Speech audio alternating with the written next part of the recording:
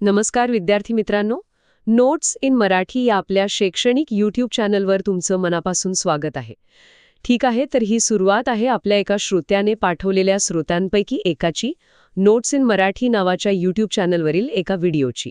आणि सुरुवात अगदी योग्य आहे, कारण आजचा आपला विषयच मुळात शैक्षणिक आहे, पण आपण त्यात नेहमीपेक्षा जास्त खोलवर जाणार आहोत. प्रश्न साधा आहे, पण उत्तरं थक्क करणारी आहेत. ज्या ग्रहावर आपण राहतो त्या पृथ्वीच्या पोटात नक्की काय दडलंय? हा प्रश्न खूपच मूलभूत वाटतो, पण आपल्या श्रोत्यांनुसार याचं उत्तर शोधणं हे एका मोठ्या गुप्तहेर कथेपेक्षा कमी नाही. विचार करा, पृथ्वीची त्रिज्या आहे सुमारे 6370 किलोमीटर आणि माणूस आजपर्यंत सर्वात खोल खड्डा खणू शकला आहे तो फक्त 12 किलोमीटरचा. फक्त 12 किलोमीटर? म्हणजे रशियातील कोला सुपरडीप बोरहोल. हो, म्हणजे आपण पृथ्वीच्या सालीला फक्त ओरखडा मारलाय फक्त. अगदी फक्त ओरखडा मारू शकलो आहोत. हे तर असं झालं की सफरचंदाच्या आत काय आहे हे जाणून घेण्यासाठी आपण फक्त त्याच्या सालीचा एक पातळ पापुद्रा काढला आहे. बरोबर. मग हजारो किलोमीटर खाली काय आहे? तिथलं तापमान किती आहे? तिथले पदार्थ घन आहेत की द्रव? हे सगळं शास्त्रज्ञांना कळलं कसं? मला वाटतं आपल्या स्रोतांमधील हीच गुप्तहेर कथा आज उलगडायची आहे. थेट पुरावे जवळजवळ निरुपयोगी आहेत, मग शास्त्रज्ञांनी नक्कीच काहीतरी वेगळे आणि हुशारीचे मार्ग शोधले असणार. अगदी बरोबर. आणि इथेच थेट आणि अप्रत्यक्ष पुराव्यांची संकल्पना येते. थेट पुरावे म्हणजे जे आपण प्रत्यक्ष हातात घेऊन तपासू शकतो. जसं की खाणींमधून मिळालेले खडक. हो, यात सर्वात महत्त्वाचे म्हणजे खाणींमधून मिळालेले खडक. पण जसं तुम्ही म्हणालात, दक्षिण आफ्रिकेतल्या सोन्याच्या खाणीसुद्धा फक्त 3-4 किलोमीटर खोल आहेत. त्यानंतर तापमान इतकं वाढतं की पुढे खोदकाम करणं जवळजवळ अशक्य होतं. आणि दुसरा थेट स्रोत म्हणजे ज्वालामुखी. जेव्हा तो लावारस किंवा मॅग्मा बाहेर येतो तेव्हा तो एक प्रकारे आतला नमुनाच असतो. पण आपल्या स्रोतांमध्ये एक अडचण सांगितली आहे. अडचण ही आहे की हा मॅग्मा नेमका किती खोलीवरून आलाय याचा नेमका पत्ता लागत नाही. तो 100 किलोमीटर खालून आलाय की 200 हे सांगणं खूप कठीण आहे. अच्छा, म्हणजे थेट पुरावे आपल्याला फक्त वरवरची माहिती देतात? हो, त्यामुळे थेट पुरावे आपल्याला पृथ्वीच्या सर्वात वरच्या थरांची म्हणजे कवचाचीच थोडीफार माहिती देतात. पण खरी गंमत तर अप्रत्यक्ष पुराव्यांमध्ये आहे. इथेच शास्त्रज्ञांची खरी कसोटी लागते. आणि यातला पहिला अप्रत्यक्ष पुरावा म्हणजे उल्का, म्हणजे अवकाशातून येणारे दगड. त्यांचा आणि पृथ्वीच्या आतल्या भागाचा काय संबंध? संबंध आहे, खरं तर खूप जवळचा संबंध आहे. कारण आपला सूर्य, पृथ्वी आणि इतर सर्व ग्रह ज्या मूळ पदार्थांपासून बनले त्याच पदार्थांपासून उल्काही बनलेले आहेत. त्या म्हणजे आपल्या सौरमालेच्या निर्मितीच्या वेळी उरलेले तुकडे आहेत. अरे वा! त्यामुळे जेव्हा एखादी उल्का पृथ्वीवर पडते तेव्हा तिच्या रचनेचा अभ्यास करून शास्त्रज्ञ अंदाज लावू शकतात की पृथ्वीच्या गाभ्यात कोणते पदार्थ असू शकतात. अनेक उल्कांमध्ये लोह आणि निकेलचं प्रमाण जास्त आढळतं. आणि हाच अंदाज मग पृथ्वीच्या गाभ्याबद्दलही लावला जातो. अगदी. पण हे झालं पदार्थांबद्दल. पृथ्वीच्या आतल्या थरांची रचना कशी आहे, म्हणजे कोणता थर घन आहे, कोणता द्रव आहे, हे कसं कळलं? त्यासाठी आपल्या स्रोतांमध्ये गुरुत्वाकर्षण आणि चुंबकीय क्षेत्राचाही उल्लेख आहे. हो, पृथ्वीच्या वेगवेगळ्या भागांमध्ये गुरुत्वाकर्षणात सूक्ष्म फरक आढळतो. हा फरक सांगतो की पृथ्वीच्या आत पदार्थांची घनता सगळीकडे सारखी नाही. पण या सगळ्या अप्रत्यक्ष पुराव्यांमध्ये जो खरा सुपरस्टार आहे तो म्हणजे भूकंप. भूकंप आणि त्यातून निर्माण होणाऱ्या भूकंप लहरी. बरोबर. ज्या भूकंपांना आपण विनाशकारी समजतो त्याच भूकंपांनी शास्त्रज्ञांना पृथ्वीचा एक प्रकारे एक्सरे काढायला मदत केली. हे खरंच अविश्वसनीय आहे. चला तर मग ह्या गुप्तहेराच्या कामाचं स्वरूप समजून घेऊया. या लहरी नक्की काम कशा करतात? जेव्हा भूकंप होतो तेव्हा प्रचंड ऊर्जा बाहेर पडते आणि ती ऊर्जा लहरींच्या रूपात सर्व दिशांना पसरते. यांचे 2 मुख्य प्रकार आहेत. सरफेस वेव्हज, ज्या पृष्ठभागावरून प्रवास करतात आणि जास्त विनाशकारी असतात. हो, आणि दुसरा प्रकार म्हणजे बॉडी वेव्हज, ज्या पृथ्वीच्या आतून आरपार प्रवास करतात. आपल्यासाठी या बॉडी वेव्हज महत्त्वाच्या आहेत. आणि या बॉडी वेव्हजचेही 2 प्रकार स्रोतांमध्ये दिले आहेत. पी वेव्हज आणि एस वेव्हज. पी म्हणजे प्रायमरी, कारण त्या वेगवान असतात. अगदी बरोबर. त्या भूकंपमापक यंत्रावर म्हणजे सिस्मोग्राफवर आधी पोहोचतात. आणि एस म्हणजे सेकंडरी, म्हणजे दुय्यम. पण यांच्यात एक मूलभूत फरक आहे जो या कथेचा केंद्रबिंदू आहे. आणि तो फरक काय आहे? तो फरक त्यांच्या प्रवासाच्या पद्धतीत आहे. पी वेव्हज या दाब लहरींसारख्या असतात. म्हणजे कल्पना करा की तुम्ही एका स्प्रिंगला धक्का दिला तर तो धक्का स्प्रिंगमधून पुढे सरकतो. त्याचप्रमाणे पी वेव्ज पदार्थांना पुढे मागे ढकलत प्रवास करतात. अच्छा. आणि यामुळे त्या घन, द्रव आणि वायू म्हणजे तिन्ही माध्यमातून प्रवास करू शकतात. त्यांचा वेग फक्त माध्यमाच्या घनतेनुसार बदलतो. आणि एस वेव्ज त्यांच्याबद्दल स्रोतांमध्ये म्हटलंय की त्या फक्त घन पदार्थातूनच प्रवास करू शकतात. हेच मला नेहमी कोड्यात टाकायचं. असं का होतं? कारण एस वेव्ज या दाब लहरी नसून कातर लहरी आहेत. म्हणजे त्या पदार्थांच्या कणांना आपल्या प्रवासाच्या दिशेच्या काटकोनात हलवतात. जसं आपण दोरीचं एक टोक हातात धरून वर खाली हलवलं तर त्यात एक लहर तयार होते. तसं? हो, समजलं. हे होण्यासाठी माध्यमामध्ये दृढता म्हणजे रिजिडिटी असणं आवश्यक आहे. द्रव आणि वायूंमध्ये अशी दृढता नसते, म्हणून एस वेव्स त्यांच्यातून जाऊ शकत नाहीत. आणि हीच त्यांची मर्यादा शास्त्रज्ञांसाठी सर्वात मोठा पुरावा ठरला. वेव्स द्रवातून प्रवास करू शकत नाहीत, हाच तो महत्वाचा धागा आहे. मग शास्त्रज्ञांनी याचा वापर करून पृथ्वीच्या आतलं चित्र कसं उभं केलं? इथेच शॅडो झोन किंवा छाया क्षेत्राची संकल्पना येते, बरोबर? अगदी बरोबर. कल्पना करा, जपानमध्ये एक मोठा भूकंप झाला. जगभरात लावलेल्या सिस्मोग्राफवर त्याच्या लहरींची नोंद होईल. पण शास्त्रज्ञांच्या असं लक्षात आलं की भूकंपाच्या केंद्रापासून पृथ्वीच्या पृष्ठभागावर मोजल्यास 105 अंशांच्या पलीकडे एस वेव्हची नोंदच होत नाही. म्हणजे त्या पोचतच नाहीत, जणू काहीतरी त्यांना अडवतंय. बरोबर.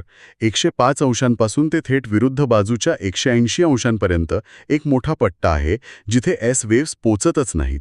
यालाच एस वेव्ह शॅडो झोन म्हणतात. आणि याचं कारण? याचं एकमेव शक्य स्पष्टीकरण असं होतं की पृथ्वीच्या आत एक मोठा द्रव स्वरूपाचा थर असला पाहिजे जो या एस वेव्सना अडवतो आणि शोषून घेतो. अरे वा. आणि या शॅडो झोनच्या आकारावरून आणि भूमितीवरून शास्त्रज्ञांनी त्या द्रवरूप थराची खोली आणि आकार मोजला. आणि अशा प्रकारे पृथ्वीचा बाह्यगाभा म्हणजे आउटर कोर हा द्रवरूप आहे याचा ठोस पुरावा मिळाला. हे खरंच एखाद्या डिटेक्टिव्ह कथेसारखं आहे.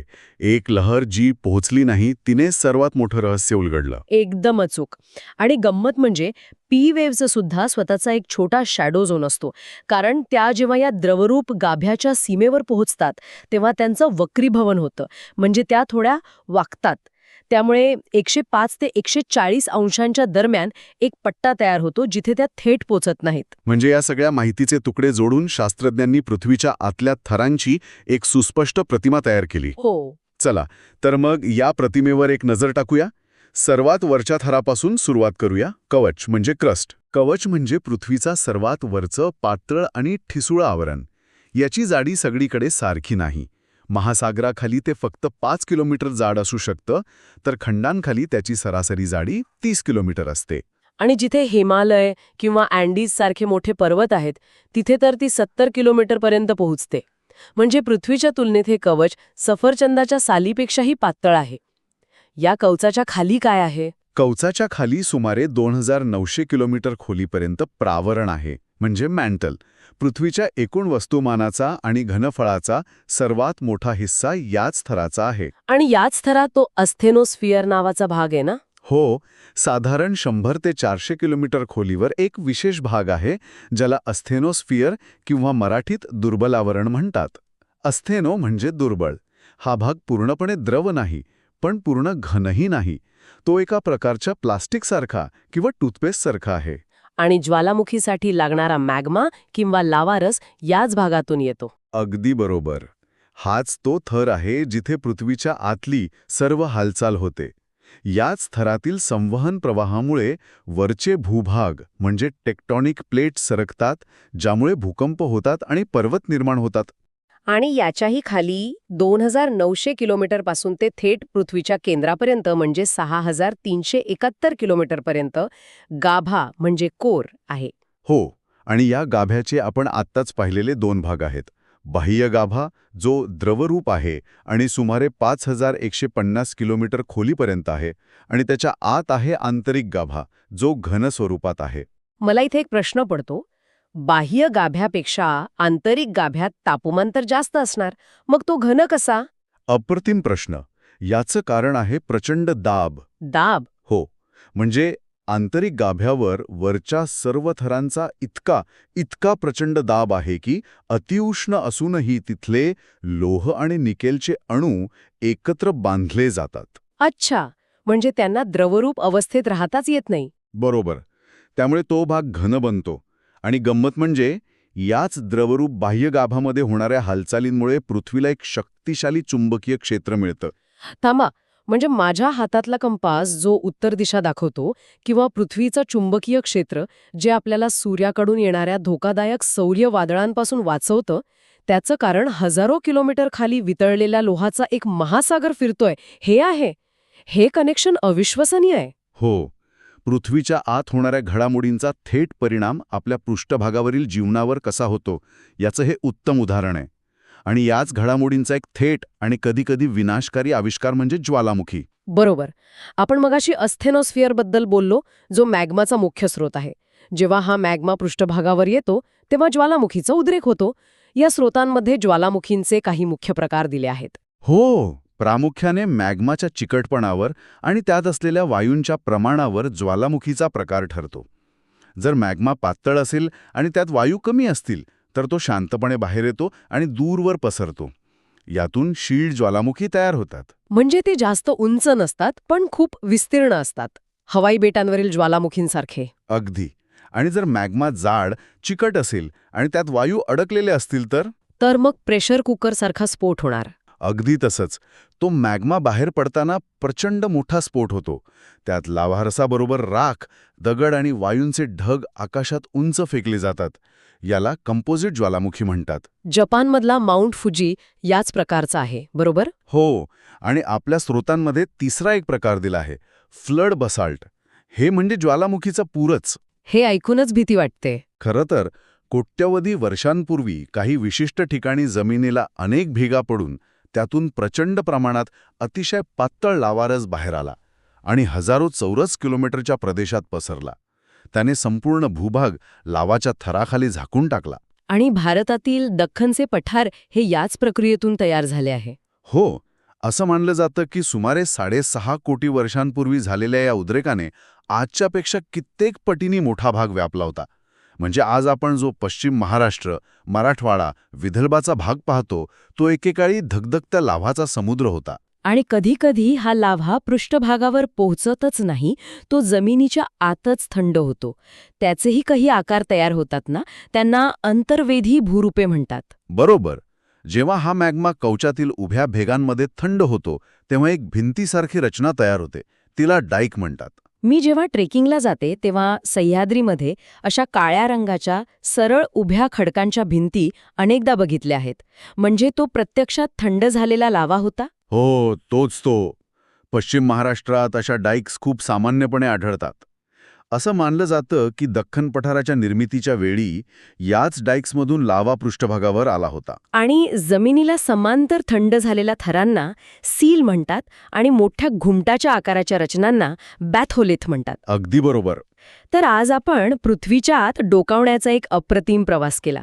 एका अशक्य वाटणाऱ्या प्रश्नापासून सुरुवात केली आणि भूकंप लहरींसारख्या अप्रत्यक्ष पण हुशार गुप्तहेरांच्या मदतीनं आपण पृथ्वीच्या कवचापासून ते थेट घन स्वरूपातील गाभ्यापर्यंतच्या रचनेचं चित्र स्पष्ट केलंय. यातली सर्वात महत्त्वाची गोष्ट ही आहे की हे केवळ भूगोलाच्या पुस्तकातलं ज्ञान नाही.